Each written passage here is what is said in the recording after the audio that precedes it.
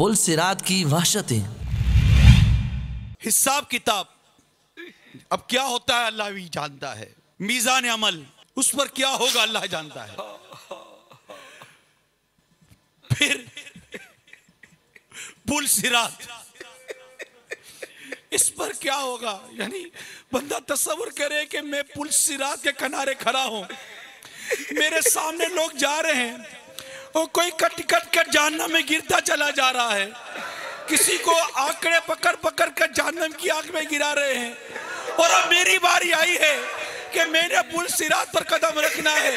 ये वही पुल सिरात है जो तलवार की धार से ज्यादा तेज और बाल से ज्यादा बारीक है, अंधेरे पर है, जहन्नम पर बना हुआ है। हमारी आंखों के सामने जो पुल सिरात से कटकर गिर रहा होगा, उसे देखकर कब हिम्मत होगी कि मेरे जैसा बुरे करतूतों वाला शख्स पुल सिरात पर कदम कैसे रखेगा। पुल सिरात